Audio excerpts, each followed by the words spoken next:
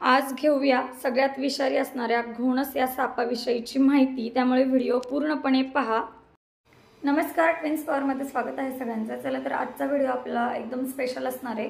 आता आम्ही गावाला जातो येतो तर मला बरेचसे म्हणजे सापाचे व्हिडिओ, सापांची माहिती गोळा करायला खूप आवडतं। म्हणजे मला बऱ्याच सापांची माहिती म्हणजे मला आवडतं की काही ना काहीतरी माहिती आपण सतत मिळवत राहावं असं वाटतं। तर आता माझ्या गावाकडच्या मैत्रिणींसाठी, माझ्या रिलेटिव्हसाठी आणि तुम्हा सगळ्यांसाठी मी आज असाच सापांची माहिती देणार आहे। म्हणजे रसल वायपर किंवा घोणस जे आपण म्हणतो ना, तर तिच्याबद्दल अतिविषारी असणारा हा साप आहे आणि तिच्याबद्दल मी तुम्हाला थोडक्यात तुमच्याबरोबर माहिती शेअर करणार आहे। तर हा आपल्या गावाकडच्या सगळ्यांसाठी आणि आपल्याला सुद्धा माहिती असावी म्हणून मी हा एकदम इन्फॉर्मेटिव्ह असा व्हिडिओ आता बनवतीये। तर तुम्ही तो स्किप न करता पूर्णपणे पहा, याच्यातून तुम्हाला बरेचसं नॉलेज मिळणार आहे। आणि अगदी हा साप म्हणजे कोणी याला अगदी अजगराचं पिल्लू असं म्हणजे पाहिल्याबरोबर समजतं। बरेच जण ही चूक करतात, तर हा असा नाहीये। तर हा अतिविषारी असणारा घोणस हा साप आहे। तर चला आता आपण याची थोडक्यात माहिती घेऊया। आपल्याकडे विषारी सापांबरोबर बिनविषारी असे साप असतात। तर विषारी सापामध्ये भारतामध्ये 4 जातीचे प्रमुख साप आहेत, जसं की भारतीय नाग, हा तर सगळ्यांना माहितीच आहे। नागामध्ये न्यूरोटॉक्सिन विष असतं आणि मण्यार ही तर नागापेक्षा 4 ते 6 पट विषारी असा समजला जाणारा हा सायलेंट किलर असा साप आहे। आणि घोणस, ज्यात आपण ज्याच्याविषयी माहिती घेणार आहोत, तो घोणस जातीचा साप असा दिसणारा हा घोणस जातीचा अतिविषारी असणारा हा साप। आणि हा घोणस साप इतका विषारी आहे, त्याच्यामध्ये हिमोटॉक्सिन नावाचं विष असतं। आणि या घोणसने जर एखाद्याला, प्राण्याला म्हणा किंवा आपल्या मनुष्याला बाईट केला तर 45 म्हणजे मिनिटाच्या आत त्याच्यावर त्वरित उपचार व्हावे लागतात, आपल्याला वेनम मिळावं लागतं, नाहीतर डायरेक्ट आपलं मांस गळायला लागतं। इतका डेंजर असणारा हा असा साप आहे आणि त्याच्यामुळे अजिबात विलंब न करता त्वरित सरकारी दवाखान्यात जाऊन इलाज करायचा असतो। इतका डेंजरस असणारा असा हा साप आहे, गँग्रीन होतो त्या जागी आणि अशी अवस्था होऊ शकते। पाहू शकता, बघवत नाहीये हा व्हिडिओच आपल्याला, डायरेक्ट सुजन येऊन। आणि हा व्हिडिओ करण्यामागचं कारण माझं म्हणजे असं की आताच 4 दिवसापूर्वी आमच्या जाऊबाईकडे जात असताना, जिथून आम्ही ज्या मोकळ्या जागेतून गेलो, तर तिथे एका म्हणजे आमच्या ओळखीच्याच नातेवाईकांमध्येच एका व्यक्तीला या घोणसने स्नेक बाईट केलं। एकदा नाही तर 2दा स्नेक बाईट केलं। आणि मी तुम्हाला स्नेक बाईट झाल्यानंतर कसे तिथे व्रण उमटतात, ते बाईट झालेलं कसं दिसतं हे सुद्धा दाखवणार आहेच या व्हिडिओमध्ये। जिथे रसल वायपरचा दंश झालेला आहे तिथे पहा असे व्रण उमटतात। तर त्यांना त्वरित ट्रीटमेंट मिळाल्यामुळे एकीकडे त्यांचं म्हणजे डायलिसिस करावं लागतं, तर एकीकडे त्यांना रक्त त्यांचा शुद्ध बाहेर काढलं जात होतं, तर एकीकडे भरलं जात होतं। आणि त्वरित योग्य वेळी योग्य ट्रीटमेंट मिळाल्यामुळे त्या आज सुखरूप आहेत। तरी पण बोलताना त्यांची जीभ थोडीशी जडजड होते। तर म्हणजे इतका डेंजरस हा साप आहे आणि खरंच त्यांचं खूप सौभाग्य की सुदैवाने त्यांचा जीव वाचला, नाहीतर खूप डेंजरस हा साप आहे। आणि या सापाचं म्हणाल तर हा साप खूप मोठे याचे दात असतात आणि ते आपण काय म्हणतो की एकदा साप चावून गेला की म्हणजे समजा एखाद्या सापाचे दात काढले की त्या ठिकाणी आता त्याला दात नाही आहेत, तर तसं नाही आहे। या सापाच्या जागेवर मोठे 2 दात असतात आणि त्याच्या मागे लगेच दुसरे दात त्याच्यासाठी रेडी असतात।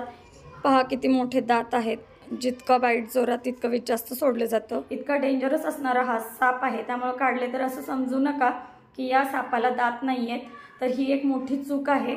आणि ही पण मला माहिती अशीच मी व्हिडिओ पाहते त्यातूनच मिळालेली आहे। मी काही स्नेक एक्सपर्ट वगैरे नाहीये, पण मला व्हिडिओ पाहिला आणि सापांची माहिती गोळा करायला खूप आवडते, म्हणून ही माहिती तुमच्यापर्यंत पोहोचवण्याचा माझा हा छोटासा प्रयत्न आहे। पण कधी पण आपण माहिती कुठलीही गोळा करत राहावं, आपल्या नॉलेजमध्ये वाढ होते। आणि गावाला आम्ही जातो तर बऱ्याचदा सगळीकडे हिरवळ असते किंवा माळरानावर राहणारे हे सरपटणारे प्राणी, आणि अशा आपण आता खूप म्हणजे झाडं वगैरे कापतो, पाहतो आपण की शेतं वगैरे एकदम कमी झालेली आहेत। तर हे मासे प्राणी शहरात, गावामध्ये अगदी आपल्या दारापर्यंत आलेले आपल्याला दिसतात।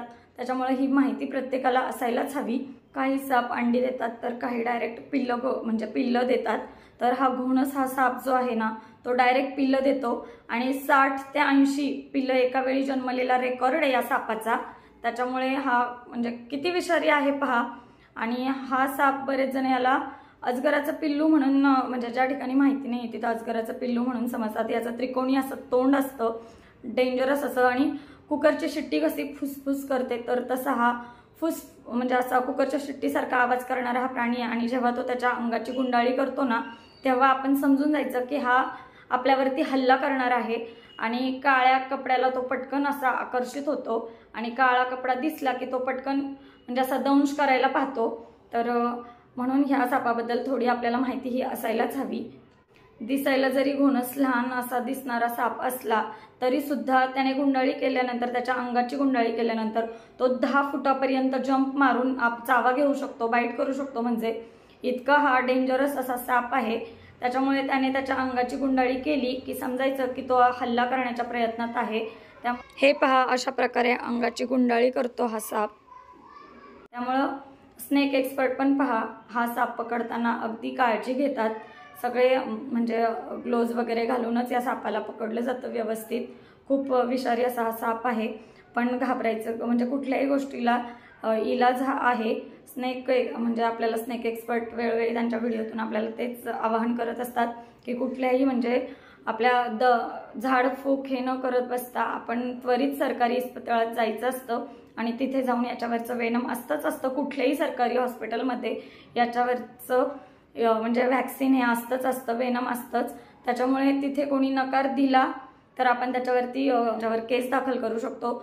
तर याच्यावरती हा उपाय आपल्याला कुठल्याही सरकारी दवाखान्यातच मिळतो आणि प्रत्येक दवाखान्यात, सरकारी दवाखान्यामध्ये याच्यावरती वेनम हे मिळतं।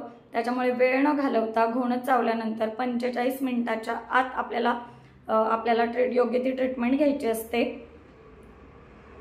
अगदी वाळलेल्या गवताच्या काड्या जशा म्हणजे असतात किंवा झाडाच्या म्हणजे फांद्यांसारखा दिसणारा असा हा चॉकलेटी रंगाचा म्हणजे हा साप असतो आणि त्याच्यावरती डिझाईन असते, गोल गोल असे गोळे, ओव्हल सारखे गोलाकार असे गोळे असतात त्याच्यावरती। असा दिसणारा पहा हा गोळे असलेला घोणस हा विषारी साप असा ओळखला जातो आणि त्रिकोणी तोंड असतं आणि असा हा साप आहे। त्यामुळे याची माहिती आपल्याला असायला हवी। वाटलं तुम्हाला हा व्हिडिओ? माझ्याकडे जी माहिती होती ती मला आता तुमच्यापर्यंत पोहोचवायची होती म्हणून मी हा व्हिडिओ केला आणि हा व्हिडिओ तुम्हाला नक्कीच आवडला असेल तर प्लीज आपल्या चॅनलला लाईक, शेअर, सबस्क्राईब करा आणि मी सांगितलेली माहिती तुम्हाला कशी वाटली हे कमेंटद्वारेही सांगायला विसरू नका। चला मग भेटूया अशाच एका नवीन व्हिडिओसोबत। तोपर्यंत bye bye, take care everyone.